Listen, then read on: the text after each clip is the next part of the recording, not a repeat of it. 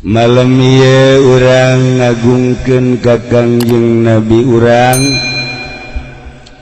ngamulyakeun ka Kangjeng Nabi urang patali jeung kelahiranana sekaligus wafatna. Lahir Kangjeng Nabi tahun 570 Hiji Masehi. Hijriah tecan aya bertepatan jeung penyerangan Raja Abrohah ke Son'a dipimpin ku Abu Rigol pasukan bergajah nu endek ngahancurkeun Baitullah. Ulah kaget Baitullah deuk dihancurkeun teh memeh Kangjeng geus deuk dihancurkeun. Ku Kangjeng dibersihan, dimulyakeun, dikiblatan, dihareupan ku seluruh umat anu iman ka Kangjeng. Wafat Kangjeng, Baitullah terus dihancurkan ngan teu kuat lalaunan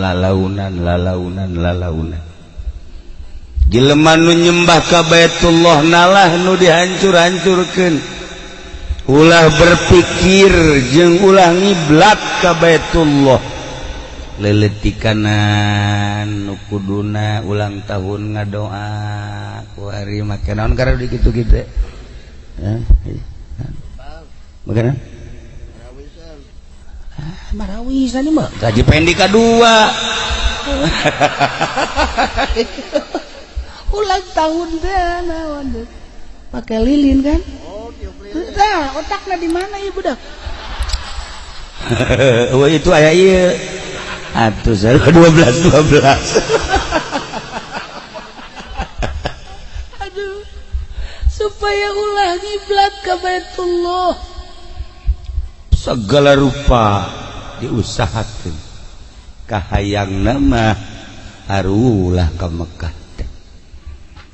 setik nah engke mah tetep hancur Baitullah ieu bakalna Baitullah dihancurkeun ku Yahudi bakal di akhir zaman mantak dina masalahna di kitab geus aya kumaha lamun engke Baitullah hancur urang salat ka mana nyang hareupna geus dimasalahkeun dina kitab urang Cilongok mah eueuh nu nanya sebab aya ge Baitullah geus teu ngahareup jat tirok sarolat lain Cilongok ieu Cilongok Cilongok ieu mah teu beda janu di Cilok Gandu ge KTP-na Cilok ieu tatangga Haji Masuri blon mah.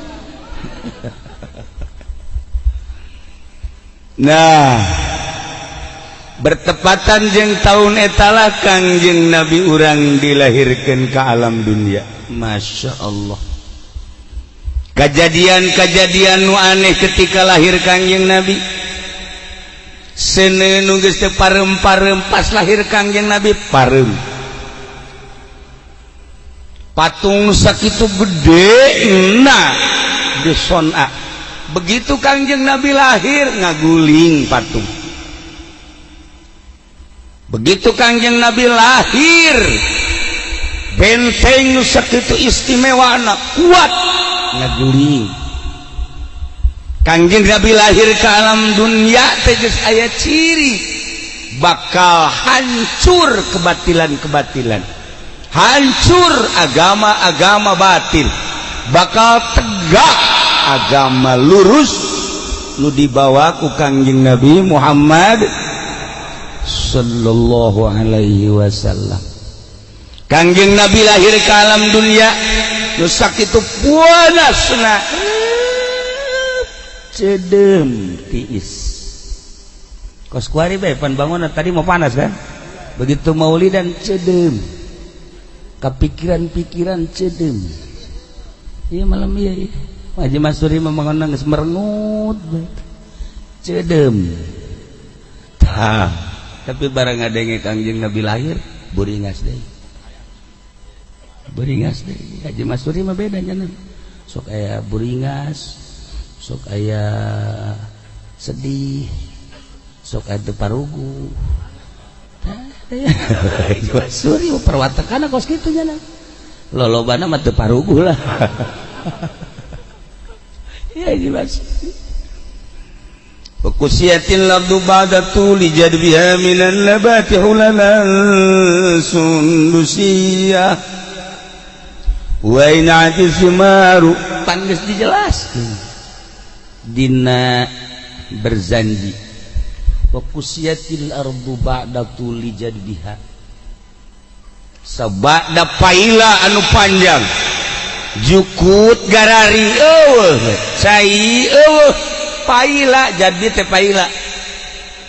Begitu lahir Kangjeng Nabi, Masya Allah eta hujan anu tiis dina sabada hujan sapoe dua poe jukut jararadi. Usiatil ardu ba'da tuli jadbiha minan nabati jajadian boro-boro di daerah urang, di daerah Mekah ge, di daerah Mekah jukut jararadi tatangkalan hararejo lemok, aduh indah. Iya begitu lahir Kangjeng Nabi urang, Kangjeng Nabi Muhammad sallallahu alaihi wasallam meureun lamun urang harita geus hirup tahunan Kangjeng Nabi dilahirkeun meureun di urang ge ya Allah ya Rabbi. Eta nunggaran jajadian teh pohara ieu sesana bae sesana kuari urang nyaho ka cente nyaho ka suweg nyaho ka badur. Hah? Haji Masuri teh Haji Masuri ieu teh sesa mabok badur baheureup pajar suweg gunyana. Ieu carita santri carita santri kula di dieu aya santri pan baheula mah kebon kirai atupannya nyaritakeun tales ngeunah singkong ngeunah suweg ngeunah ngan ulah teh badur sebab badur mah mabok. Nah njana kan teu bisa ngabedakeun mana suweg mana badur langsung we ka kebon wah ieu suweg cekeun ieu waktu gede dipotong bawa ke podok bebeja ka babaturana poe menang suweg gede cenah ieu pan geus dipiceun dauna di kebon kene waktu dipasak digodog atuh ngaranna ge santri santri mah nu teu beuki cenah ngan cai aki doang nu teu beuki kabeh beuki dipasak langsung dipasak asak di dahar bau nu teu mabok santri mabok kabeh mabok badur saya nu mawana udingna urang koroncong atuh geus bae disebut uding badur sia datang ka kuari teh uding badur urang geus kasebut eta uding badur eta teh sakurun jeung Bang Haji Yasin mah henteu teu ka badur henteu Haji Yasin badur henteu uding badur.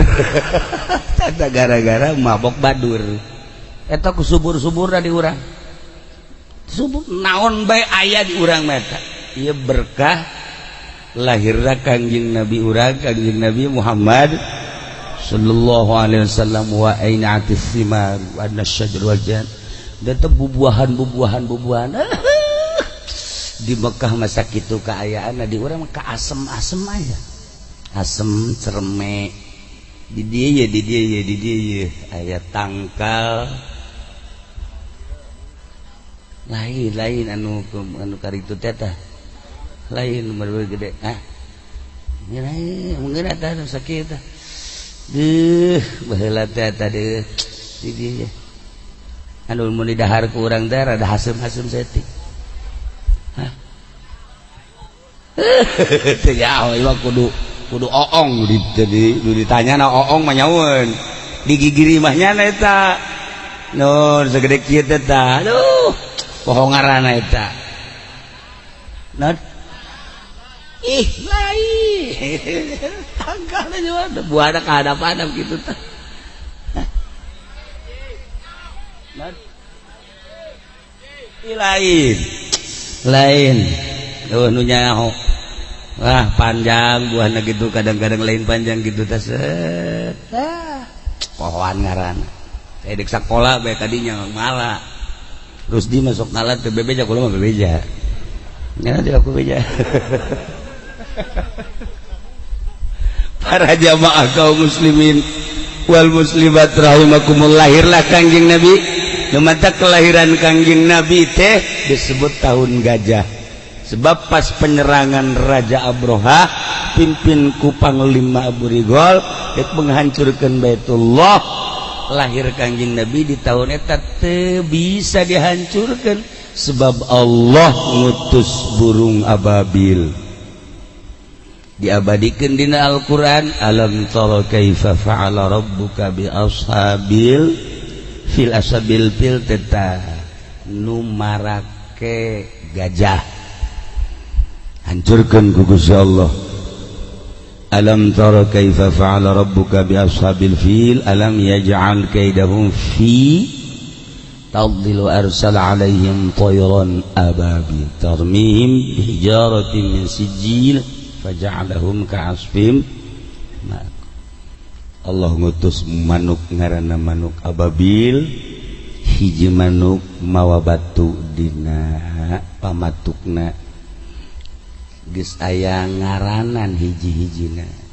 Haji Masuri misalnya, Haji Rusdi geus asal turun batu eta kajian lumpat ka mana tah Haji Masuri diudag jadi teh mah batu nu ngudag. Batu nungudang temu, masya Allah, nges parai.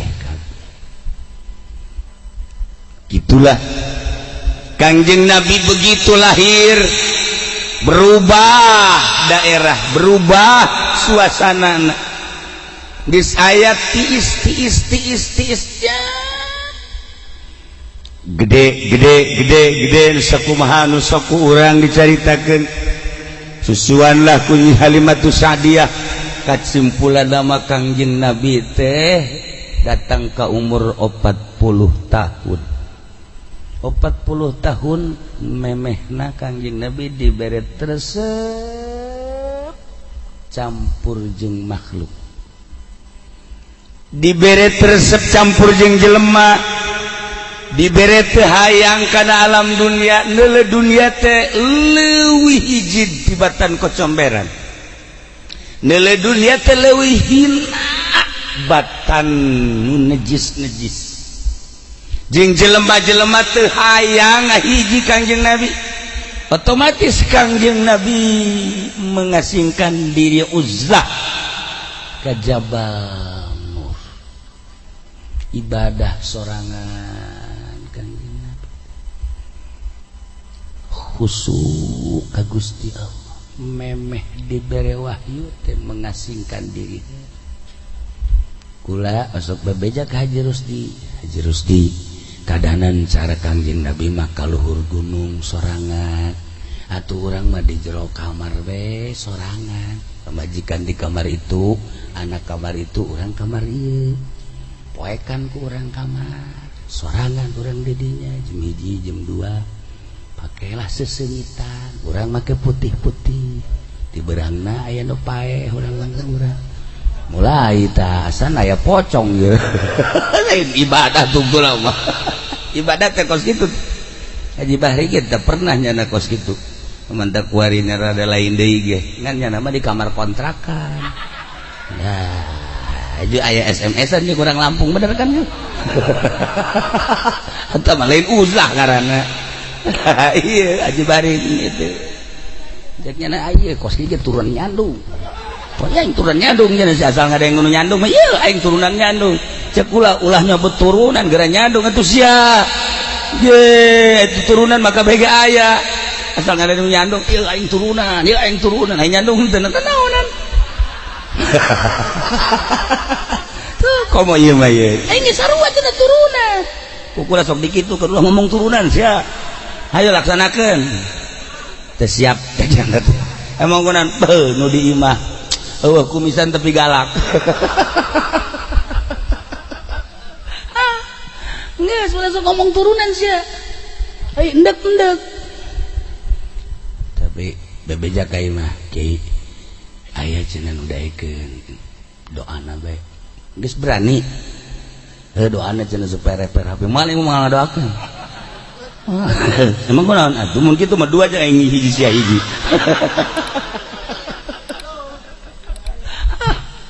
aduh jadi moalah cenah kiai geus hiji bae sadar sorangan nya aduh aya deui Haji Patin geus sarua nya geus sarua teh jelema apa ruangan kaburu kanyahoan atuh kajua kukula diajak zarah ke Banten ieu teu bebeja ka pamajikan teu bebeja atuh kahayang mah bebeja pan leungiteun ya datang ka peuting pan ngaranna ge zarah ditelepon woi gimana oh pacekul pan telepon gitu amat hei zarah di mana ke nya diberes sawo bae cek nya ke meuli sawo di mana sawo mah di mingguan di Ambalaya wah Haji Patin ieu mah tsunami ieu mah bener bae mawa sawo teh datang ka ieu mah dibalang-balangkeun geus ulah sok haju ayeuna boga ilmuna ulah maju padahal mah ilmuna mah aya ye dibere ku kula a'udzubillahi min sosok seurit ieu ilmu nyandung ieu bismillahirrahmanirrahim wa qol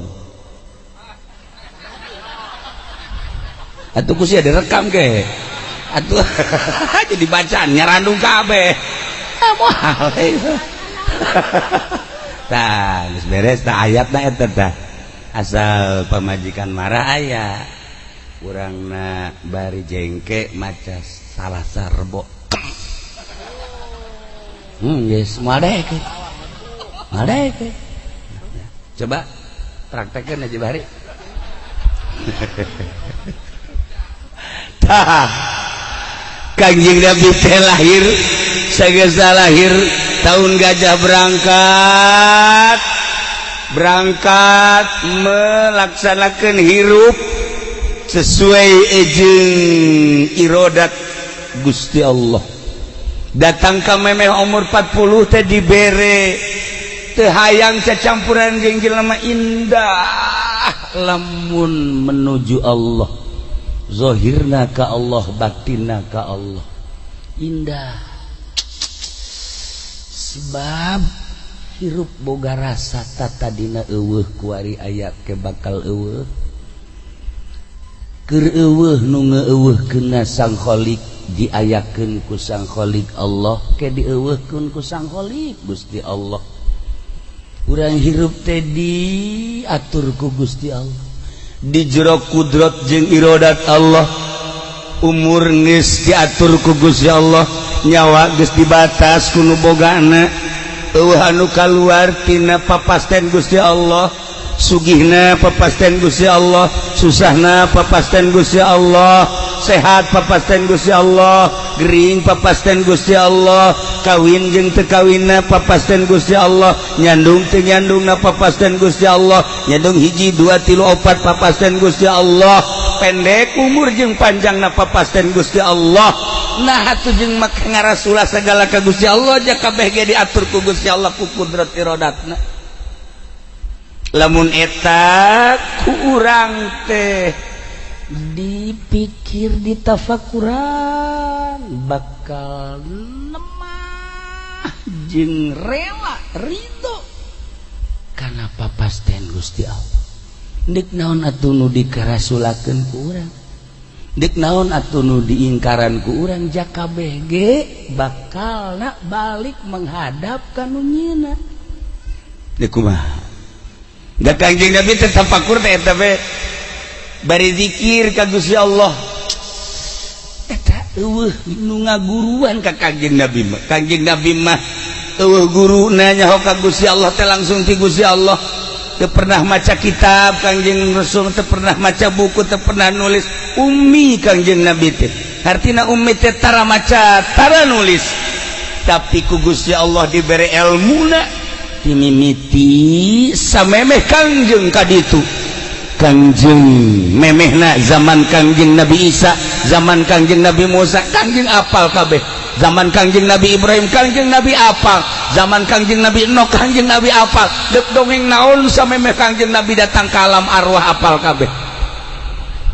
Sabada Kangjeng Nabi ka dieuna, zaman sahabat geus apal, zaman tabiin apal, zaman atba tabiin apal, zaman tahun-tahun berikutnya apakah Kangjeng Nabi teh nyahoon bakal aya Presiden Jokowi apaleun.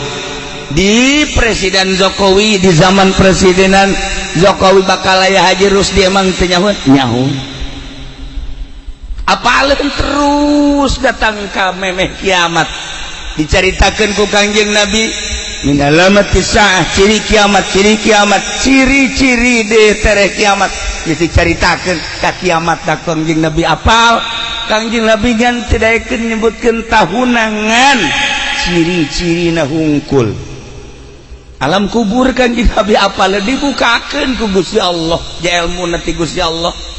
Terus mun Kangjeng Nabi nyaritakeun alam kubur nu meunang kanikmatan nu disiksa siksana jeung macem-macem, kemudian engke mahsyar dibayangkeun dibukakeun ku Gusti Allah, digiringna manusia ti unggal nagara ka mahsyar narangtung timbang amal nyebrang di jembatan Shiratal Mustaqim nu ujung-ujungna nu baragus ka salorga anu garoreng ka neraka. Di nerakana aya anu abadal abidin kafir musyrik munafik, aya anu ngan sakadar dibersihan doang engke bakal asup ka surga. Apal kabeh Kangjeng Nabi, teu kudu maca, teu kudu nulis. Haji Rusdi jeung Haji Masuri mantak nulis bege lantaran mun teu ditulis jangan mah teu bisaeun. Jeung poho sakitu ditulis ge poho bae. Kadang-kadang tulisannya teu kabaca ku nyana. Parah jasa. Tulisannya isi tulisan saha cenah ieu. Teu kabaca. Di bebeja ka anakna. Ieu coba macakeun. Ini si tulisan nang leungeun apa nang suku bah? Tulisan abahna pan tadi hina eta. Ya Allah ya Rabbi. Terus mentak ulah sok ngadahar ceker kotok. Baheula mah ku ibu urang ku emak ulah ngadahar ceker. Jore nulis. Geus bapak sia jore. Nya jore nulis jore beungeut bapak sia mah. Sok acak-acakan tak emanya. Tah, ulah sok ngadahar ceker ulah. Naon bae atuh ya tunggir ulah. Ulah. Naon atuh mah jangjang abe bisa kikiplik. Asal anak tadi dibere jangjang. Pingping yang abah. Mentok cek emak. Aya anak mah hulu. Jangjang tilok teh bener diberena. Mentak kos kieu ye pibuktina eta. Tilok dibere mentok. Ai kula mah baheula ku ibu dibere mentok mentak ngeunah. Sok ajutuh nya masak. Haji Masuri mah jangjang bae diberena. Atuh eta kos kieu tunggir ge ulah. Tunggir mah tulangan ngeunah yang abah. Teh para jamaah kaum muslimin wal muslimat rahimakumullah ya Kangjeng. Nah, lamun cekas hatena teu mamawa dunya, cekas hate teu mamawa makhluk, cekas hate teu mamawa kahayang jabatan, cekas hate teu hayang salian Allah. Oh di jero hate anu nyangkrungan hijbe Allah bakal dibukakeun ku Gusti Allah ilmu nanaon. Hayang sugih tah kuncina. Maca kitab tah geus baca. Hayang naon bae pokona asal cekas arte urang. Aya awewe geulis ku batur teu bisa didongkel ge teu bisa. Urang cekas hatena. Urang embung kan ka nyana lantaran cekas hate nyana nu ngudag-udag urang. Gitu ngomong mah mantap bae. Ya Allah pernah melet gitu mah anjur Haji Masuri mah. Ya beak mobil hiji. Sia aja lah beak mobil hiji bobogohan. Bantu mah tilokos gitu. Bogat kenek Haji Arab ragag. Kedek duanya nah Haji Arab jeung Dulgani. Hiji Haji Arab ragag atuh supir terus baik bareng turun kenek mana Haji Arab teh sesa untung hirup kene sok adzan Jumat teh kenek nyana cuman lamun dibuka yeuna barared kabeh urut ragag. Nomor kedua Dulgani. Begitu deh ka Garut caknya teh ka Dulgani kenek pan kenek profesional eta loba laga jasa itu loba laga bannya nama dul pinuhan bensin ka Garut oli pinuhan dek ka kula maksudna ka ditu watuh Dulgani mah siap jasa bensin di pinuhan ka oli punyana dibuka heula handapna dibuka dibersihan punyana sok bengkel kan ngaranna aturan mah bengkel imah lain tanya nama lain bengkel kunan dibuka tuh handapna bauda buka kunyana set beres wah bersih katanya ya kesian kunyana oli set beres beja siap bos beres bos inuh langsung isuk-isuk berangkat datang ke puncak drogdog mobil guna dia drogdog drogdog aduh barang kasih siti ya boh oreganan oli murna teh dipasang aduh ya boga kenek parah nah eta Dulgani siasa keneknya nah tuh tak gesah belum nyaritakeun nyana mah geus eueureun-eureunna maksudna emangnya mah kos kitu rulah oji teh rulah oji eta teh hadamnya na kunaon ai hadamna subihay nyanana henteu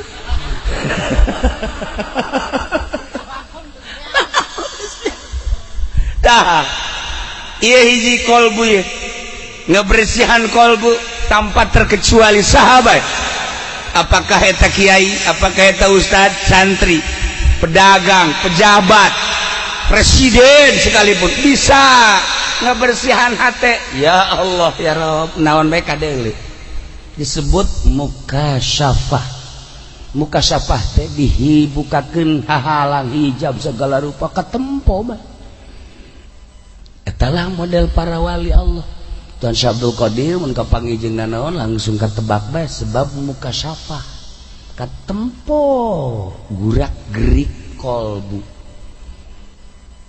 gitu kene Syekh Maulana Hasanuddin mukasyafah Syekh Maulana Yusuf mukasyafah Syekh Maulana Mansur mukasyafah nu aya di urang atuh eta pandongengna Syekh Syarif Hidayatullah teh bapak Syekh Maulana Hasanuddin Syekh Maulana Hasanuddin teh diinstruksikeun babat Banten dilaksanakeun hebat satu ketika Syekh Syarif Hidayatullah nyabalah ke anak kitu nyaba geus beres mere ilmu alhamdulillah nyana balik begitu balik biasana kan jalan darat ieu mah jalan ke laut abah dek jalan laut cek Syekh Syarif ulah bah cek Syekh Maulana Hasanuddin jalan darat bae henteu lah abah dek jalan laut bae lah abah ngeunaheun di Banten langsung Cirebon kan ngeunaheun cek Syekh Maulana Hasanuddin bah cek ulah mah mendingan jalan darat bae lah ulah jalan laut henteu geus doana bae abah dek balik berangkat set jalan laut masya Allah ngaguling parahuna kapalna kena badai ngeguling atuh Syekh Syarif Hidayatullah langsung dibebet sarua kabeh nyana boga ilmu batur mamaraot nyana langsung napas da ditahan set muncul ka luhur plek napak sancang di luhur laut Syekh Syarif Hidayatullah ngan teu bisa lempang sebab asal napas kelem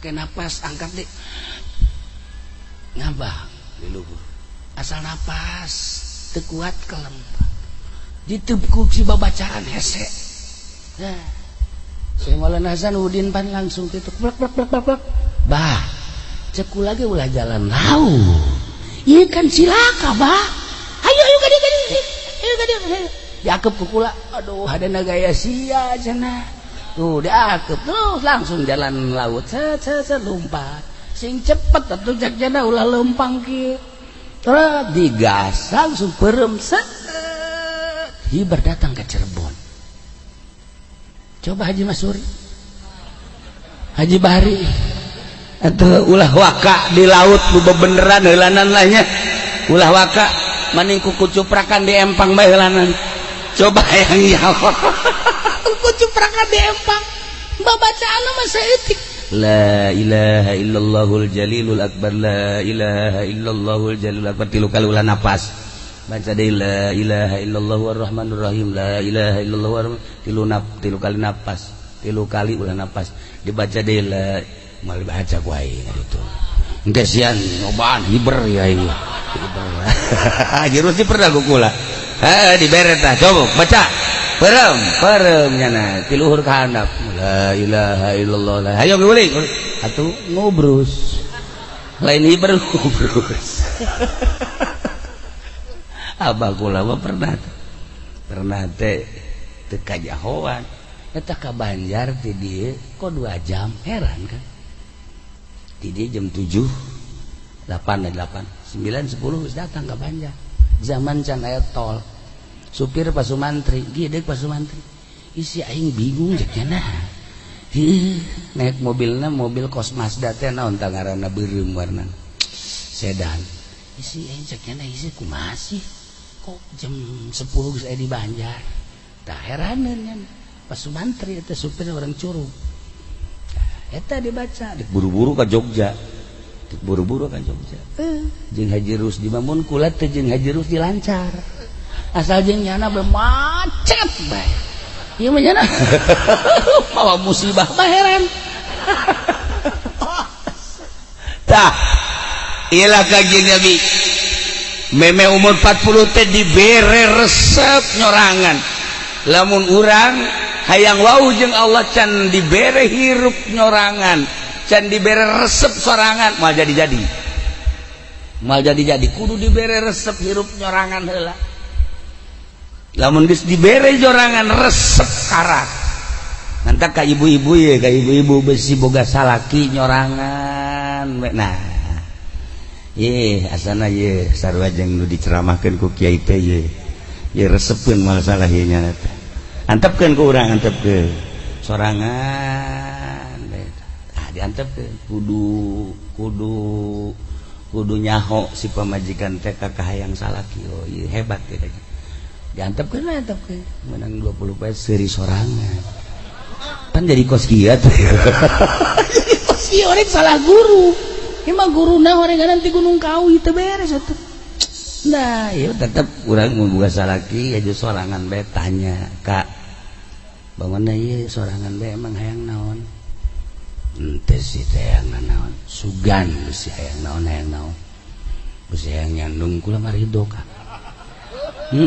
mumpung hirup kene jeung mumpung ora kene jeung kakak mumpung maju deuk iraha deui mobil urang boga imah geus bagus usaha atuh geus tah ieu mah deuk iraha deui ngamalkeun ayat rubaa teh rubaa sok aya kan dina aya nikah teh sok dibaca ayatna teh naon gara fankihu ma tobalakum minan nisa'i masna wa thulatsa wa ruba henteu kakak nyandung ayo kula mah ridho henteu geuneuk malet mah kula mah ieu ridho jasa ridho malah dianter ku kula salakina bener tah sia tah yeuh ya bener horeng mancing pamajikanna bisaan horeng hayang nyandung gede lagas ya tungtung nggak orang dicarekan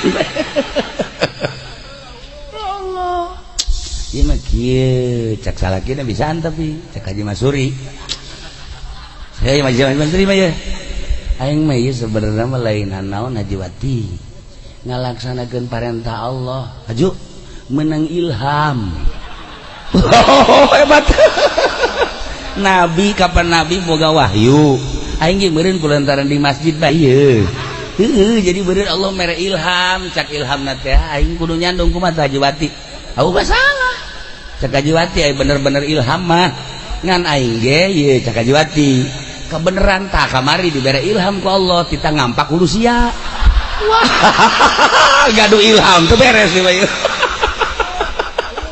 ayo sia aing ge boga ilham cak nya wah geus cak Hajiwati geus ngaduh ilham teu beres mah kos ge mah ya atuh idet nyandung kalau bebeja jeung Masuri teh mah kos kitu mah rahasiakeun dirahasiakeun pernah geus dirahasiakeun tetep ka ambe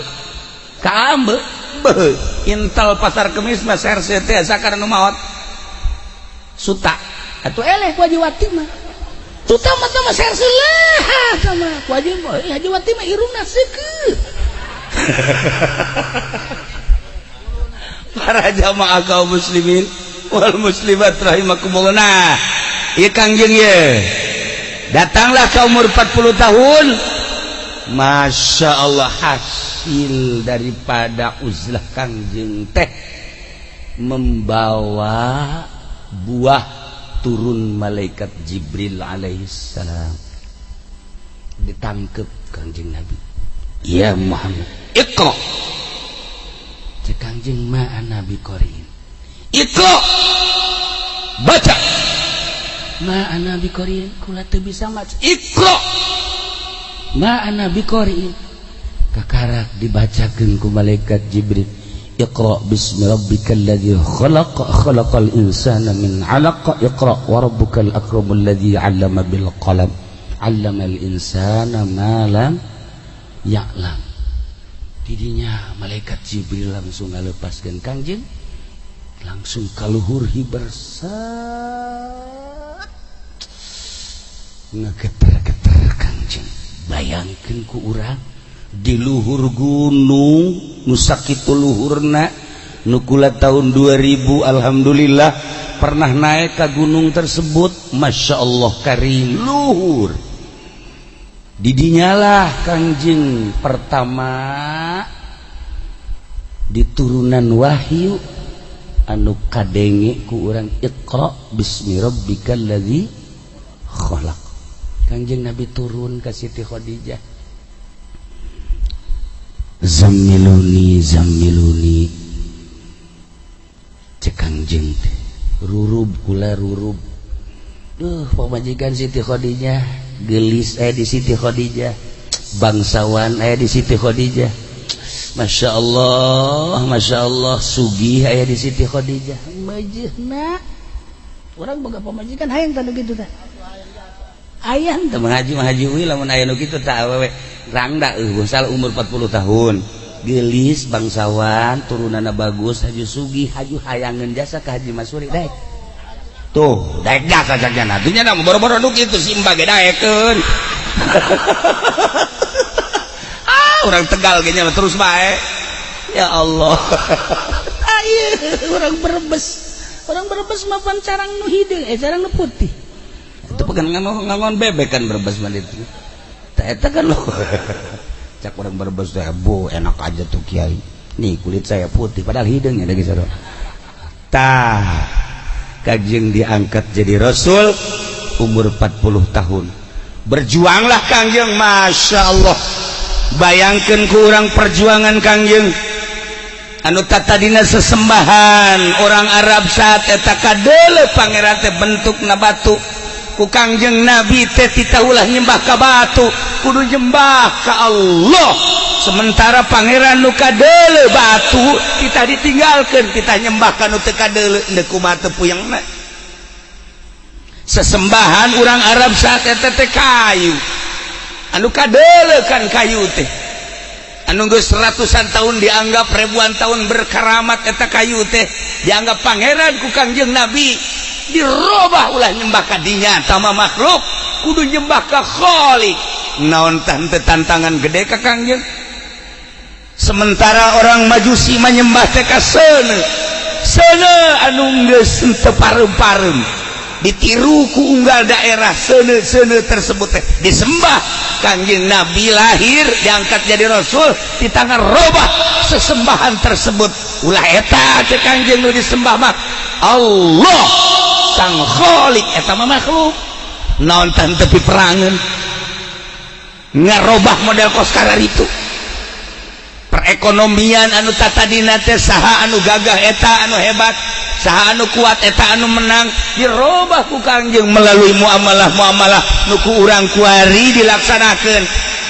Riba lamun aya dua akad beda harga dirubah ku Kangjeng Nabi haram teh kos kitu naon tah teu piributeun ketika nginjem 100.000 dibikeun 80 tapi mayar tetep bae kudu 100.000 sabulana naik tambah 20% atau 30% eta teh baheula teh kos karena itu ku Kangjeng Nabi diulah eta teh riba apakah teu piributeun ketika jelema marabok ku Kanjeng Nabi diharamkeun apakah teu piributeun ketika zina hambalayah zaman jahiliyah mah awewe teh teu barake calana ngan make baju kurung doang ketika Haji Masuri lempang nyana ngangkat ya endek kumaha coba dagang teh karari itu baheula mah masyaallah lamun Haji Masuri hirupna di zaman baheula atuh kos kitu nya ge begitu diangkat endek siap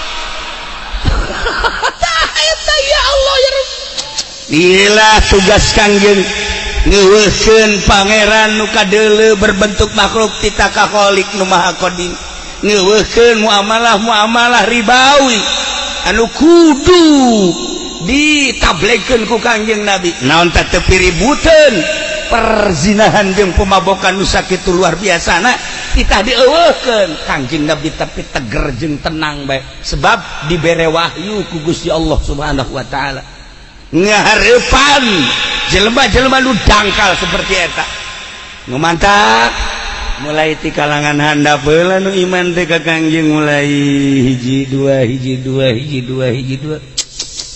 bangsa kakentong nama Abu Jahal Abu Lahab Abu Sufyan berikut Abu mulai har hese teh nu garit eta lah bibit-bibit ti perangeunana bayangkeun ku urang ngarobah sesembahan atau lain letik-letik masalah nah mata Kangjeng Nabi 13 tahun Kangjeng Nabi berjuang di Mekah alhamdulillah berhasil dengan insan optimal kita hijrah ke Madinah di Madinah 10 tahun atau 11 maka wafat Kangjeng Nabi teh di Madinah geus lamun hijriahna 570 lahir tambah 13 teh 40 tahun jeung 13 tambah jeung 10 tahun jadi sabaraha? Berapa ratus? 34 bener tante sih aku masih salah bae mah hitungna jadi 600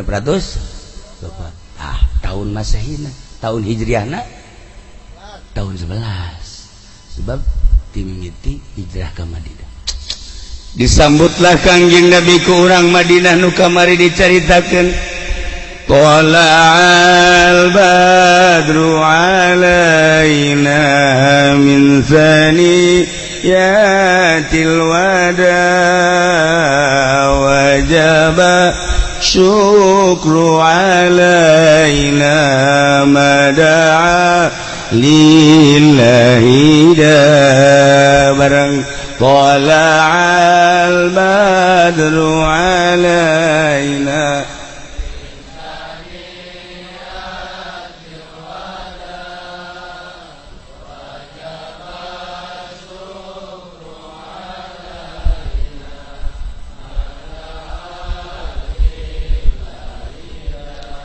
tala'al badru alaina datang muncul datang al badru Kangjeng Nabi nu caang Kangjeng Nabi nu kasep beungeut caang beungeut kasep kolbu caang kolbu badru lir teu beda jeung bulan purnama Kangjeng teh datang alaina ka urang cek urang Madinah tala'al badru alaina datang min saniyatil wada ti arah saniyatil wada kampung datang ngaranna kampung saniyatil wada wajib syukru alaina wajib urang terima kasih ka Gusti Allah kadatangan bulan purnama mada'a lillahi da'i ya Allah ialah Kangjeng Nabi teh lir teu beda jeung bulan purnama nu mantak cek Imam Ja'far anta syamsun anta badru anta nurun fauqa nuri anta iksiru wa ghalli anta misbahu suduri ya Nabi salam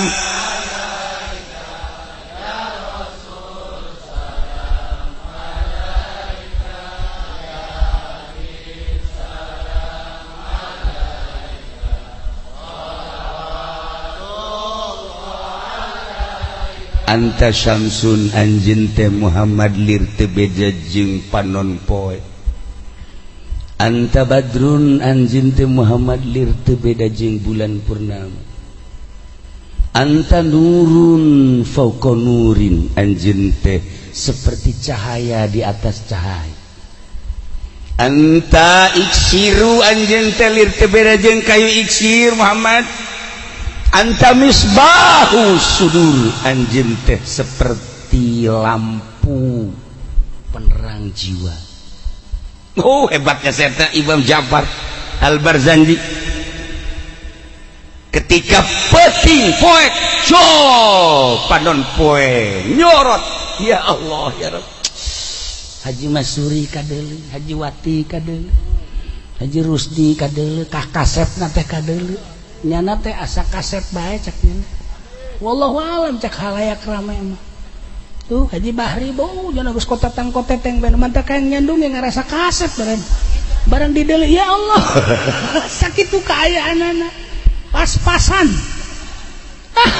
teh Kangjeng mah ya malah anu ngabandingan Kangjeng Nabi moal anu ngabandingan anta syamsun anta badrun tapi eta malah panon poe jeung bulan mangan sakadar nyaangan jagat Kangjeng Nabi mah nyaangan jagat raya bisa nyaangan kolbu kanyahoan nyaangan jagat raya emang kumaha Siti Aisyah nuju ngaputan peting jam 9 begitu ngaputan lampuna pareum otomatis jarumna ragag plek bingung Siti Aisyah lampu pareum jarum ragag cek Siti Aisyah teh kumaha ieu neangan jarum besi katincang tadi rami ngomong teu kuari wah teu kumaha ieu Kangjeng Nabi jol Kangjeng Nabi Masya Allah kamar caang katingali Siti Aisyah na katingali naon aya di kamar atuh katingali jarumna Kangjeng Nabi senyum-senyum memang ningali neangan naon gitu jarum ragag emang tan lampu pareum aja katingali kunaon ku cahaya Tuhan seuri Kangjeng ngapaleun padahal mah Kangjeng ku cahaya Tuhan anta syamsun anta badrun urang di jero kamar caang jol Haji Masuri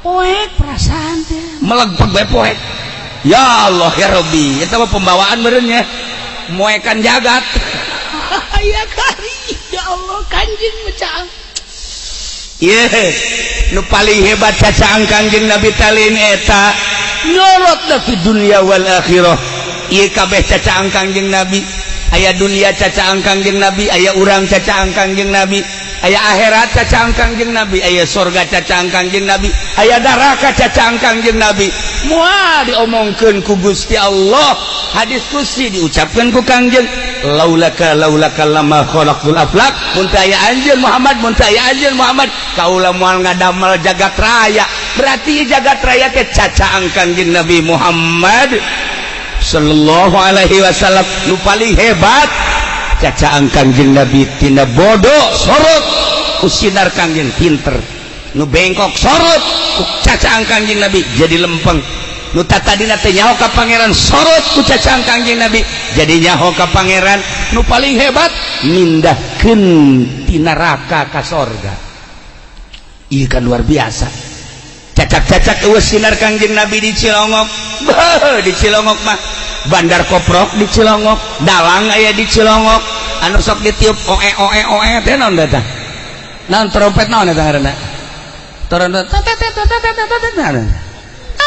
katangganya aya di Cilongok ayo coba naon eueuh pokona Raja Gapleh di Cilongok Raja Remi di Cilongok eta Haji Patin teh mantan eta kos kitu bau lain lalagaan keris daga atuh bisa dicokot ku urang waktu lamun bulan mulu deta di pandian keris Haji Masuri keris Haji Patin pohara tapi kasorot ku sinar Kangjeng Nabi ya Allah keris dipicen punya tersalah dipicen ku ari bae di Cilongok geus eueuh nu mabok geus eueuh nu main remi eueuh nu main batur remi teh naon kana gapleh tuh sia mah nyahoan nyahoan osok barenya tuh ya koprok kasorot ku sinar Kangjeng Nabi Muhammad sallallahu alaihi wasallam nu tatadina di neraka kasorot ku sinar tinggalkeun jadi ka surga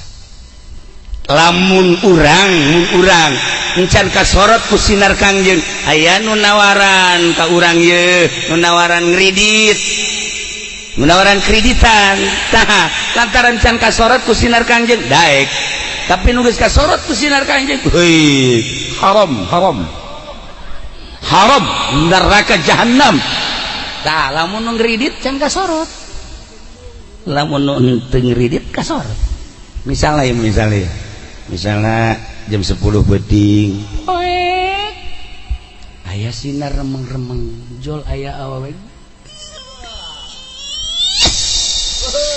lain cara urang etek lain etek mau malah nu geulis kawaron malah nu geulis jore carang nu geulis timbul ti kawaron carang lamun kitu mah Cilongok mantep gareulis urang Cilongok tapi lain penduduk asli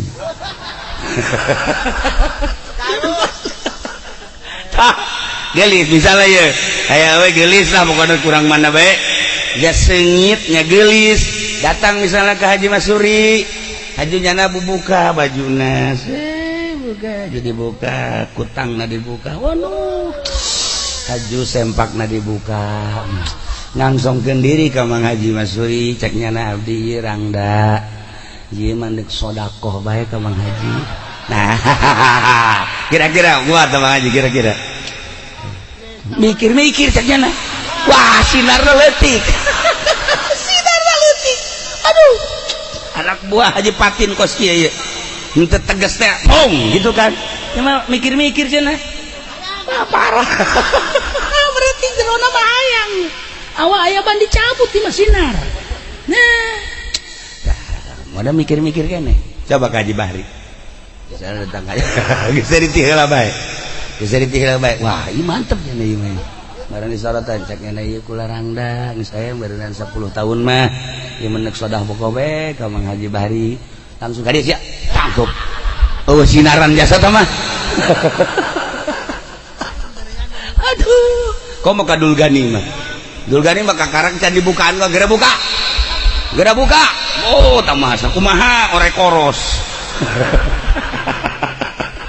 atuh beres eta lamun sinar tapi lamun aya sinaran nyana datang ada apa ibu mbak ini saya mau sodakoh apa sodakoh diri saya gratis lillahi ta'ala budak gratis lillahi ta'ala begini mbak saya kan udah ngaji mbak sebelum nikah ini kan haram padahal mah ino geus kieu bae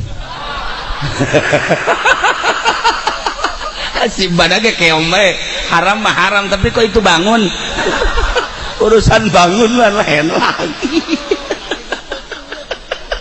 midnight ya teh aya mah aya sinaran moal kajen kumaha ge moal tapi lamun urang ngadenge pejabat DPR Marawa Gundik bener kula lamun nyaritakeun kos kitu nyaho seputar para pejabat insyaallah nyaho seputar para pengusaha nyaho insyaallah lain lalagaan nyaho ieu nu ngaji teh ngaji aya bos ngaji kuari babaturan anak keluarga Pak Harto ngaji kuari kadi nyana nyaritakeun seputar kahirupan nyana jeung rekan-rekan wau kabeh bahkan nyana nanya pejabat siapa aja yang suka kesini Pak Kiai nggak ada wah saya tahu cenah kalau kesini si Azim nyaho nyana sebab babaturan nyana wari gaji tah nyana nyaritakeun anu wah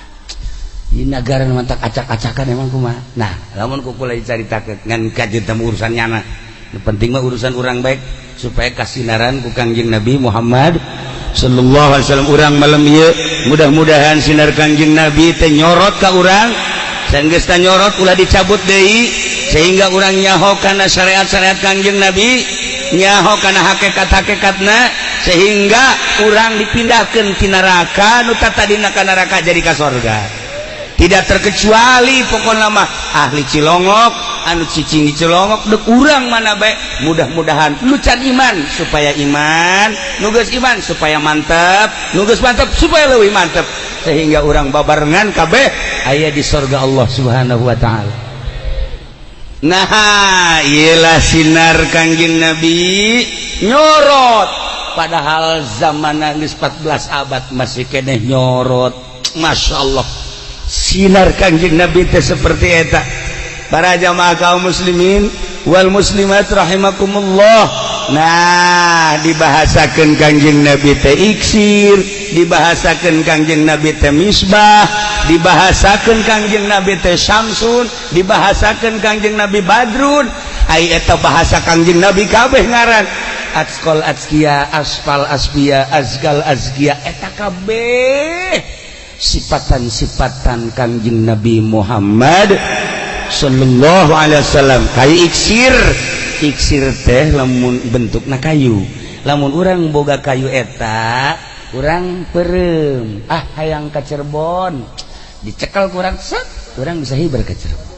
Iksir urang teh cicing hayang ka Singapura langsung cekel set langsung teu kudu make lain air Ragag di Karawang teu kudu ieu mah lain mah teu kudu ieu mah kayu iksir cekel urang beungsa langsung cak ka Singapura. Haji Rusdi teu daek balik di Singapura. Eueuh nu make samping di Singapura. Di Singapura eueuh nu make samping, eueuh nu make jubah di Singapura, eueuh nu make calana panjang. Awewe kabeh make calana pendek kabeh, aya nu make sempak. Haji Masuri eta Haji Rusdi teu kicep-kicep sugan teh keur naon? Kukulah didalegan bae. Hei, sia kunaon teu kicep? Itu barang di dalam Masya Allah nya paruti nya baragus teu ditutupan di Singapura mah nya nang geus kajakan deui ira cenah kieu ka Singapura deui taon sia dek jarah lain jarah sia mendek deuli eta ya Allah tah kalau boga kayu iksir cekelan hayang urang dagang nyekel kayu iksir dagangna teu sabaraha kauntunganana bisa lipat ganda. Nah, nanyakeun tangkal. Aduh, geus tinggalin zaman. Geus tareh paeh nanyakeun tangkal iksir. Iksir, masyaallah. Urang bodoh, cekel kayu iksir, baca Quran, bisa-bisa baca. Urang bodoh, teu ngaji teu naon, boga kayu iksir, maca kitab bisa. Iksir mah, mata Kangjeng Nabi teh disarupakeun ka iksir anta iksiru wa ghalli.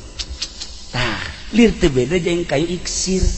Jadi serba bisa Kangjeng Nabi mah ka tukang nyaho ka hareup nyaho. Masyaallah karim. Jelema anu muriang ngan sakadar aya nu nyeri mata Sirina Ali. Tadi Ali panggil. Ali mah teu aya. Ka mana Ali? Deuk dibere bendera. Bereun muriang naon? Nyeri mata tidak ka dieu. Tak ka dieu deuk dipasang bendera bener matana bengkakna luar biasa teu bisa neuleuk Sirina Ali teh. Ka dieu Ali ciduhan. Wah, usap ku Kangjeng set mata. Masya Allah. Cak Sayyidina Ali leuwih bengras kibatan memeh muriang mata. Kuari lamun nyeri mata usap ku Haji Bahri. Hayang nyaho coba, mun teu buta bisa. Ulah usap-usap lah Haji Bahri. Atuh Kangjeng Nabi mah lain deui ciduhna set, usap. Masya Allah. Coba ciduh Haji Bahri. Nah, usap. Kan jadi kieu cenah ieu. Da tadina mah aya remeng-remeng mah.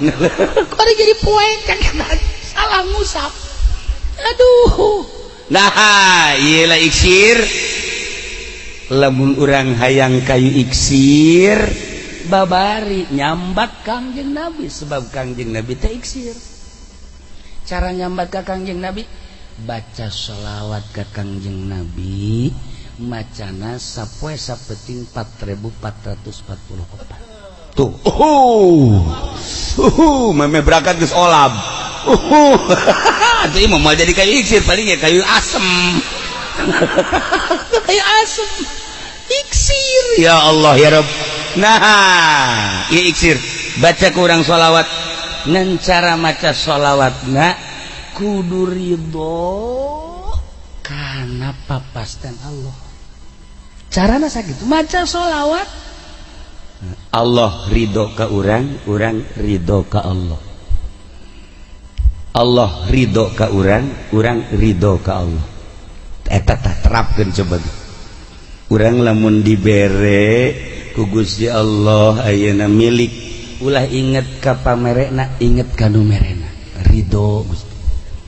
Tah urang dibere sehat ulah inget kana sehatna tapi inget ka nu mere sehatna Gusti nu mere sehat ka abdi ridho dibere sehat ku Gusti.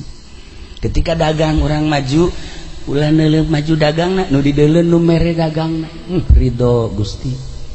Urang ku harincan kawin haju dikawinkeun Gusti ulah neuleuh pamajikanana tapi neuleuh nu merena Allah. Lamun neuleuh ka pamajikanana bosen urang bosen ya gede panyelintuh sabeca teu mahi atuh tapi urang inget ka nu merena bakal deudeuh jeung nyaah kitu. Haji Masuri boga pamajikan gelis ngan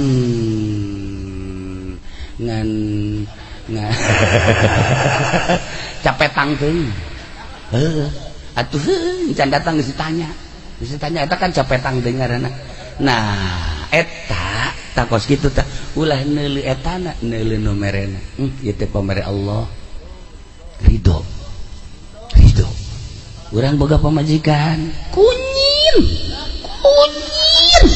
eueuh dagingan mun kaluar di udag-udag anjing pajar tukang lamun urang neuleuh etana urang bakal bosen tapi urang neuleuh ka nu merena Allah Gusti ieu teh makhluk Gusti nu dibikeun ka abdi jang ngabaturan abdi salillahi hirup di dunia abdi ridho Gusti sanes ka ieuna ka Gusti nu merena ieu teh geus aya ti papasten Gusti. Masyaallah babarita ngomong mah babarita ayo coba ridho eta bagus itu kuari urang diri urang kos kieu urang ngaca masyaallah alhamdulillah Gusti abdi didamel makhluk ku Gusti teh makhluk nu pangmulyana abdi ridho Gusti sanes ka diri abdina kanu merena Gusti maha kawasa jeung maha sagala-galana.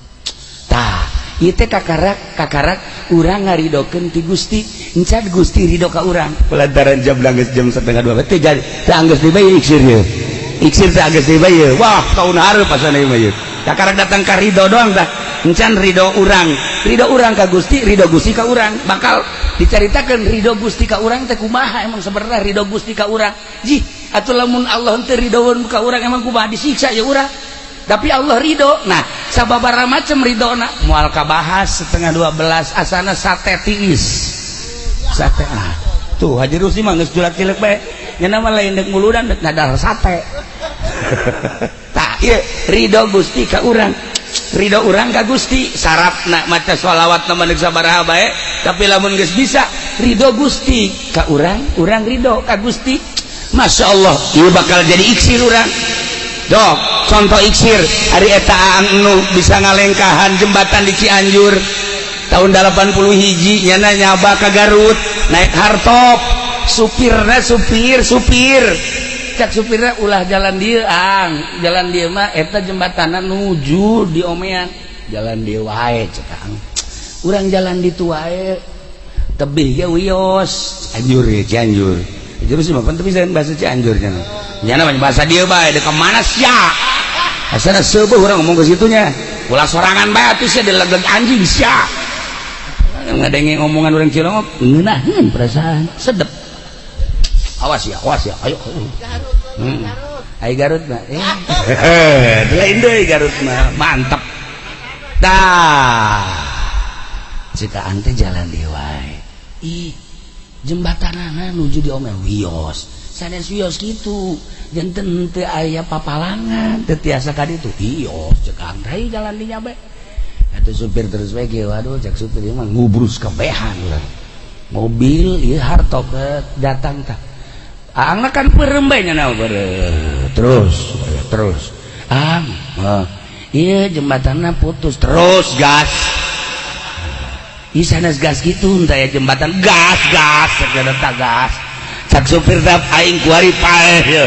Gas pokoknya tuturkeun ka aang bae. Digas ku nya set. Hiber mobil. Hiber aang geus kieu bae. Terus beres saya entos jebrang. Entos ah. bangun kaget teh gitu. Eta saha nu nyebrangkeun? Aya iksir. Masya Allah kan. Lamun dicaritakeun seputar jelema nu geus boga iksir, loba di urang. Loba lain lalagan ulah dicaritakeun di Tasikna, di Garutna, terus ke Bandung, terus ke Sukabumi, Cianjur, Bogor. Sanajan di dieu Tangerang nu geus baroga iksir, terus ka dieu ka Serang, ka Pandeglang. Nyaho insyaallah.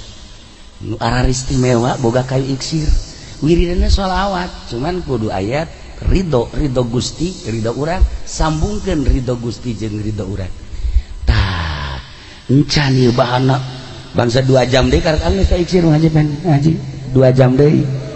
Da lain kajen kitu. Tah ieu insyaallah dipending. Anta syamsun, anta badrun, anta nurun fokonun, anta iksir wa wali, anta misbahus suduri. Nah, jadi kakarak naik datang ka iksir teh korenganan urang ngemat nu boga iksir ya ne Kangjeng Nabi syaratna urang kudu ridho urang ka Allah, Allah ridho ka urang. Ya Allah ya. Para jamaah kaum muslimin wal muslimat rahimakumullah, mudah-mudahan urang kabehan baroga iksir kasorot ku sinar Kangjeng sehingga leuleus hate urang nu tadina urang dek maksiat jadi urang embung kana maksiat, ninggalkeun maksiat sehingga urang daek taat ka Gusti Allah Subhanahu wa taala. Ieulah jelema anu geus boga iksir Tuan Syekh Abdul Qadir Al-Jilani nu minggu isuk teu minggu deui nu bakal dirayakeun haulna eta mah langsung iksirna ti Kangjeng Nabi dipasrahkeun ka Tuan Syekh. Lalakon iksir lamun kukula dicaritakeun iksir nu dicekel ku Kangjeng dibikeun ka Tuan Syekh. Aya bahasana ya Gausal A'zam. Ya Gausal A'zam aya 40 bahasa ya Gausal A'zam. Iyalah iksir panjang teuing dongeng kadinya nu jelas mah malam ieu malam terakhir kula diamanatan ku Haji Rumdani adik kula ku Haji ieu kan terakhir rada panjangan cenah final caknyana mantap ke terakhir jadi orang jam 1 kurang seperempat dicukupkeun sakieu lalakon iksirna ke orang sambung deui tahun hareup ngajuwi mudah-mudahan panjang umur. Catat iksirna datang ka mana tadi ridho ke tinggal nyaritakeun ridona ridho urang jeung ridho Gusti. Aya dongeng-dongeng ridho anu luar biasa mengenai iksir. Ya ayyuhalladzina amanu istajibu lillahi walir rasul. Hiji mangsa Kangjeng Nabi ngaliwat ka imah Ubay. Barang ngaliwat Kangjeng Nabi ngagerokeun kaki Ubay. Taal Kangjeng Nabi. Dia kebenaran ki Ubay na teh keur salat. Maka ki Ubay teh ngalanjutkeun salatna heula bari rada gancang fa'ajjala salat gegeraan tapi salatna tetep beres kara ki Ubay nyamperkeun ka Kangjeng marah ma mana'aka an ijabati naon nu halangan anjeun Ubay tina nyumponan ka kaula salat Gusti abdi nuju salat salat titaku saha titaku tua atuh salat titaku kaula aing nyaho sia keur salat muliaan mana salat jeung aing mun dijabarkeun ka kitu marah Kangjeng hampura Tuhan bala nyaan mulyaan Tuhan ayana salat teh kan diparentah ku Tuhan la audu abdi moal balik deui moal deui Gusti moal hampura bendu ka anjeun sumalamah nyawad kaki ubay sia nyaho salat ge kan ti aing mun cara ngomong urang mah atuh geus asal digerokeun ku aing asal digerokeun ku kaula cek Kangjeng Nabi keur naon tak keur naon segera apa tadi adenge maneh kana turun wahyu ya ayyuhallazina amanu stajibu lillahi walir rasul nah mesti terang abdi kunaon atuh hampura la auduk moal deui tuh nu mantak urang lamun keur salat digerokeun ku Kangjeng Nabi geus langsung bae eureun salatna lain eureun numponan ka pangundang Kangjeng salatna teu batal ya titah salat ku Kangjeng Nabi ngobrol jeung Kangjeng Nabi dak dik beres selesai teruskeun Allahu Akbar teu batal tapi boro-boro digerokeun ku si eta mah liwat asana si eta mah ambeuna ge lain deui ku Kangjeng mah teu batal teu mantak lamun digerokeun ku indung urang keur salat aing neruskeun mah wajib ulah aing ngabatalkeun mah ngan kudu geugeran aman tapi lamun cara Ki Ujar nyana keur salat Allah ku ngeunah-ngeunahna salat digerokeun ku indungna Ujar cak Ki Ujar nyaho ieu teh mah tapi ngeunahnya seueur salat ka Allah nikmat wali kan Ki Ujar assalamualaikum teh sholli ummi salat bae lah jangan ngeunaheun jasa salat Allahu Akbar Ujar terus bae salat 3 kali digerokeun sholli ummi salat bae cak mana ulah wakapae maneh lamun encan aya fitnah nu datang ka anjeun ya Allah ya Rabbi abdi boga anak karan Ujar digerokeun ku abdi menjadi indungna tapi ninsulak ulah waka dipaehan Gusti lamun can didatangkeun fitnah nu sobade gedena sehingga ada doa indung pulang indungna terjadilah aya tukang ngangon embe ngiuhan dilanggarna dihandap lantaran hujan kabeneran aya awewe liwat kahujanan deui artis kan geus teu make naon artis make baju dibelah calanana kadeuleuan mangkana hujan dileuweung kan duaan bae embe mah embe atunya namanya akhirna nyana embean di dinya terjadilah zina masyaallah karim nah jadi ginah reuneuh ditanya kurang lembur Aisyah reuneuh sa gitu nu langgar mana langgar itu teu make Ujar goblok teh si Ujar tolol wawalianan reudeuh budak batur tah batu dirubuhkeun tempatna dirubuhkeun seuri bae indungna tak rasakeun teu nurut ka indung mah kos kitu langsung Ki Ujar seceri ka Gusti ieu fitnah nu pohara luar biasa amat dirubuhkeun sehingga tadi dirubuhkeun kula boga dosa naon zina sia jeung saha abdi zina tuh jeung awewe kanyahoan zinana kumaha eta anakna geus lahir cedak nang ti mana awewena ka dibawa we jeung anakna dibawa mana ieu dizinahan ku saha cek Ki Ujar teh ku yai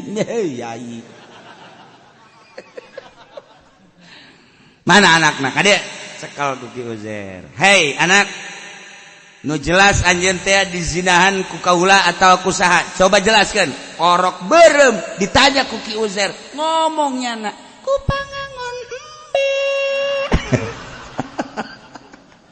kabehan kaget nah ieu kawalian Ujar masyaallah luar biasa Ki Ujar geus nyata orok bisa ngomong diusap punyana oh berarti saha pangangona teangan hei awe sia lain ku Ki Uzair kuring ku aku pangangon mana pangangonna kabeneran aya iya aya di atuh langsung dibangunkeun deui dan lain tah ieu mah keur carita indung ngagerokeun sing hade bahaya indung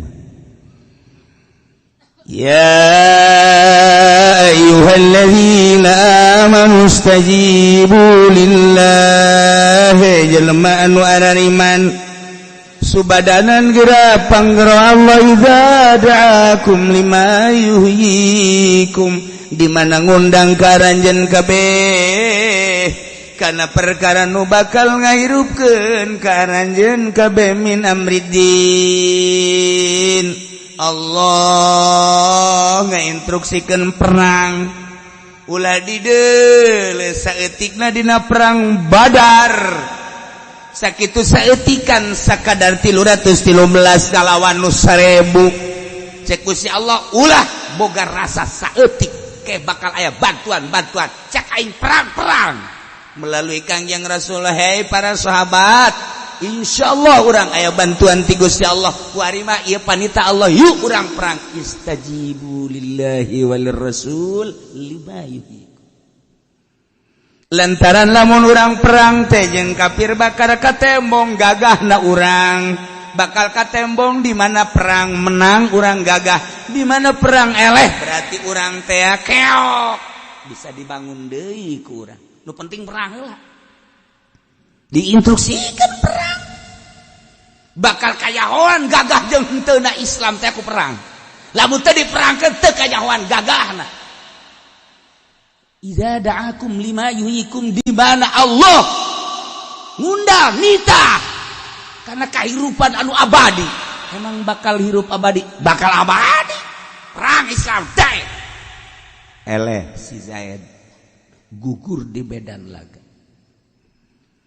urus kubur apakah paeh henteu wala taqulu liman yuqtalu fi sabilillahi amwat ulah ngaromong ngaranjeun kabeh ka jelema nu gugur di medan laga teh paeh ulah bal ahyaun balik tah hirup bahkan hirupna teh abadal abidin amadal amidin nikmat anu luar biasa lamun dihudangkeun deui mah jelema anu gugur di medan laga teh anyana hayang gegeraan deui nyekel pedang hayang perang deui hayang terbunuh deui hayang dihirupkeun deui perang deui hayang terbunuh deui hayang dihirupkeun deui perang deui hayang terbunuh deui kunaon eta ku nikmat-nikmatna jadi syuhada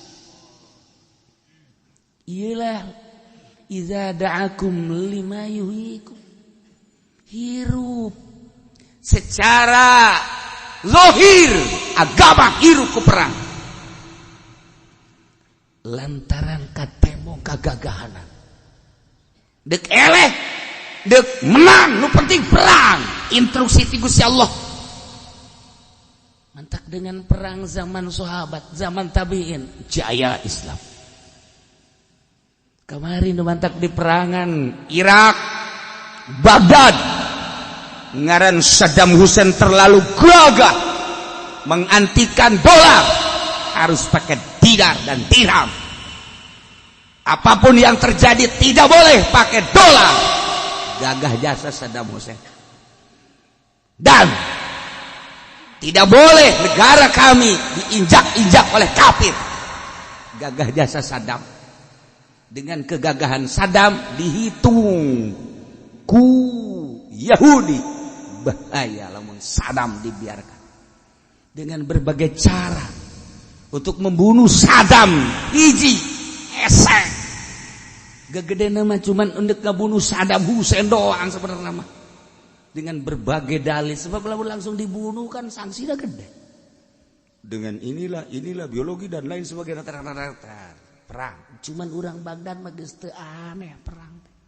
negara 1001 bersejarah ti baheula aja nama orang Baghdad orang Irak membaca sejarah di zaman baheula sebab negara kuno Kangjeng Nabi Adam dibaca Idris dibaca dan lain sebagainya nabi aya di dari itu kabeh kakarak perang sakieu nanaon kuari geus mulai dibangun deui ulah dikira orang Baghdad mah senyum bae Sebab naon? Kekuatan Islam terletak pada pundak-pundak orang muslim ketika perang. Urang ulana naon kamari ieu urang di zaman kitu peperangan Belanda. Urang teh gagah teh ku perang. Bisa hebatna Indonesia teh ku perang. Lawan Belanda, melawan Inggris, melawan Cina dengan berbagai cara.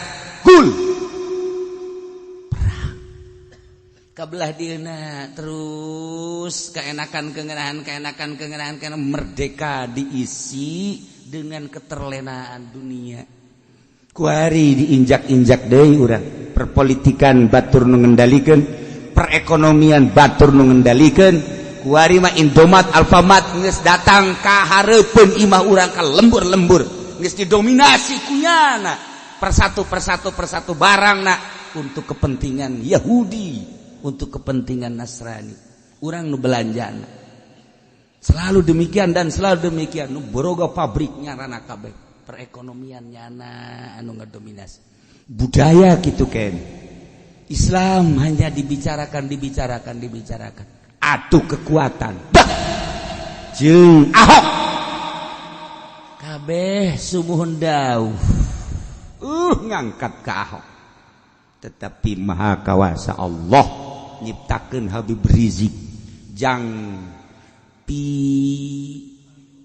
jangpi lawaneunana drek melalui Habib Rizik kadeuleu ku urang sinar Islam katembong ku urang mah ulah deuleu politik da heulanan perangna gagahna gari katembong jelema di mana-mana sahanu ngondangan atuh hayang ka Jakarta kabeh sahanu atuh jadi tahanan polsek nahanan unggal kecamatan capeun jana.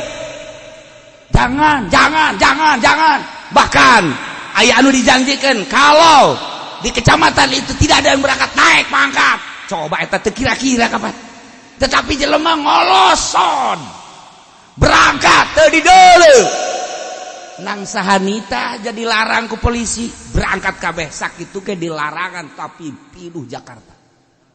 Gerak Allah. Encan perang, urang geus semangat bae masyaallah aja heuh aya anu aya benggerak na mah. Kabeh. Aja lamun diperangkeun atuh urang Indonesia mah boro-boro eta. Awewe ge diperangkeun ku cenah. Neng tenang neng. Masih kena aya kakak tenang neng. Padahal mah leutik mah kunyin. Lawanna sakitu gede da tenang wae cenah mah. Paeh geus demi neng. Budak. Eta kanggilan ka awewe geus kos itu atuh komo ka agama di Indonesia mah. Jehe parangsana. Asal nyaan nu ngagerakeunana ulah puluya-peleye. Teruji kadeuleus 1 kali, 2 kali, 3 kali. Ada kurang doakan mudah-mudahan Habib Lutfi panjang umur. Mudah-mudahan Habib Rizik panjang umur. Para habaib anu bebeneran dibere panjang umur. Kiai-kiai anu bebeneran berjuang dibere panjang umur.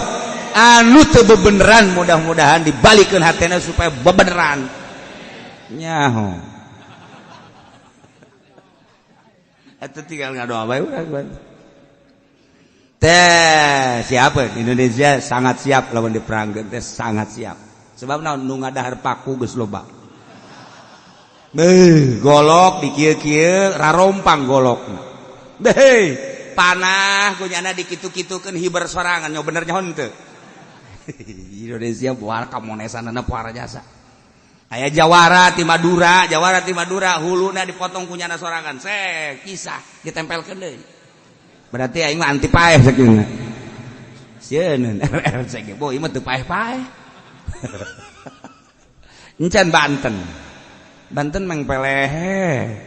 Weh kikituan nu muncul greget ja aing mah. Ih, cenah jawara. Ulah ge greget, atuh cenah lain kiai, pan aing mah lain jawara. Kiai sieun teh ulah nanya aing. Tuh di Banten eueuh dongengna nu ka Jakarta. Maksudna eueuh kadenge kumaha? Kadar itu mah kadar itu. Loba. Dah. tembakan emang tadi tembakan kudu sniper tembak sniper malelengsong ulah dikira abi berisikeun tembak set belok aya deui kiai di Banten tembak set kena tapi teu pae begitu kena naon ieu ateul amat cek hebat kan nah dianggap ateul kunyana dibalikeun deui ka ditu kena leungeunna polisi kena leungeunna urang Banten ulah dikira eta gan teu dipublikeun begitu kena ka ditu cekel kunyana naon ieu dikieu-kieu kunyana saya balik deh ka dikadu-kadubogana sak kena polisi ngan teu dipublikeun mah emang orang Banten kumaha lalagaan sia jeung aing tah ya kos gituan orang Banten teh sakitu ge ku aing can diundang Gunung Karang aya orai sia di ditu aya angin dia di ditu ujian aing teu kudu perang ngandalkeun angin Gunung Karang kemudian malodar dia tah ieu ya ayyuhalladzina amanu istajibu lillahi walir rasul hei jelema-jelema nu iman geura subadanan ku anjeun pangundang Allah pangundang Rasul Allah di mana ngundang karanjeun ngagerokeun karanjeun kabeh kana jang kahirupan anu langgeng yakni min amridin lantaran urusan agama teh li'annahu sababul hayatil abadiyah jadi sabab kana kehidupan anu lawas mana perintah Allah aslina perang kabla dieuna salat eta muazin teh muazin kadenge namakan suara muazin sapira nu azan hayya 'alas shalah kadenge mana azan hayya 'alas shalah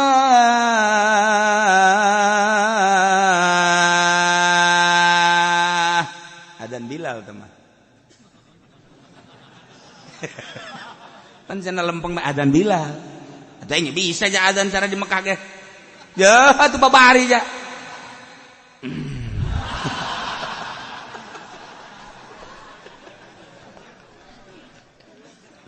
tah eta kadengena hayya 'alas shalah urang Cikupa hayu urang sarolat urang Belaraja hayu urang sarolat urang Pasar Kemis mah ngadenge hayya shalah geus di masjid masyaallah eta hebat urang Pasar Kemis sugan teh dek naon di masjid orangan dek ngabodem masjid aya di Mekah mah pan urang ngadenge hayya shalah geus aya di Masjid Haram. Di Madinah orang hayya 'alas shalah geus aya di Masjid Haram, mantep jasa. Tah lamun eta ku urang kadenge sora nu adzan teh teu ngarasa dipanggil ku Allah, silakan. Emang panggilan Allah ieu tah.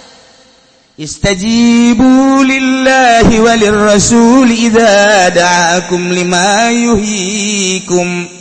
Ketika ngadenge suara muazin azan hayya 'alas shalah siap Gusti abdi deuk ninggalkeun pacul karena aya panggilan Gusti keur ngaput abdi deuk ninggalkeun kaputan abdi ngadenge panggilan Gusti naon artina ngaput paling ge 1000 2000 abdi keur di toko tutup abdi toko abdi deuk nyumponan panggilan Gusti abdi keur di kantor Gusti abdi teh deuk ka Gusti naon hartina cicing di kantor deuk ka Gusti di pasar sapira pasar abdi deuk ka Gusti hayya 'alas shalah tah kuduna nu dideuleu teh ulah sorana Allah mantap nu adzanna nu ngeunaheun sorana sebab ngadenge sora adzan teh di samping panggilan Gusti oge sorana menarik hayya 'alas shalah sora sadak ngeunana madak teh kudu ku Gusti aing mah ku sora eta ge ngeunaheun rarasaan ngeunaheun coba tuh 'alas shalah aki-aki mana eta umurna ulah dipanjang gendak ya Allah ya Rabbi nah terjadilah di Sayyidina Umar.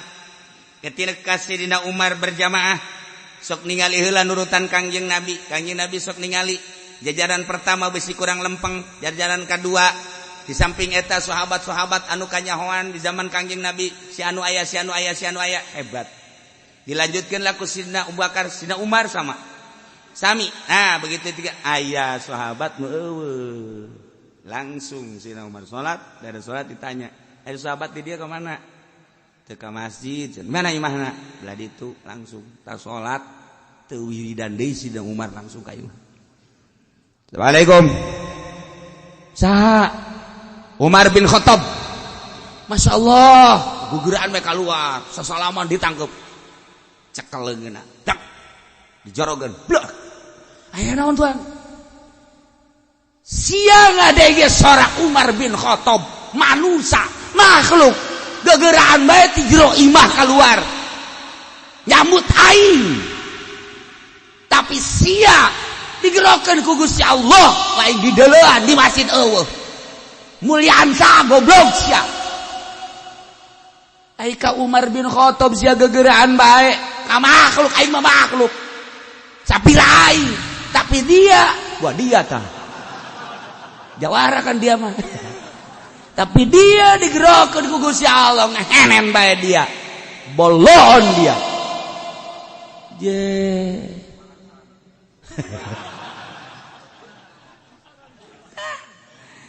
Iyalah Sayyidina Umar Tuhan moal deui. Maka cek Sayyidina Umar hati-hati. Gara-gara mana ieu bakal kadituna ambalaya. Engke di akhir zaman bakal jelema lamun dipanggil ku dununganna menirinik bae. Ngadenge suara adzan mengabaikeun gara-gara mana. Lamun mana dipanggil ku atasan mana nirilik bae. Mengabaikan suara muadzin. Engke di akhir zaman bakal ambalaya sia. Terbukti ucapan Sayyidina Umar, Masya Allah Karim. Kuari lamun dipanggil ku bupati, jangan nungguin dulu deh. Waktunya samemeh sajam sebelum jam-jam yang ditentukan nyana geus aya. Besi dipecat lah, besi aya instruksi lah, besi aya lah. Komo ku gubernur, komo ku presiden mah, ku makhluk mah seperti eta. Ku bos ya ku bos. Boho. Telepon, kenapa di mana? Iya kau nanti. Segera kali, siap bos. Nirilik kadinya. Ada apa bos? Hebat dipanggil ku bos. Padahal mah kafir bosna. Dipanggil ku Gusti Allah ya ala shalah.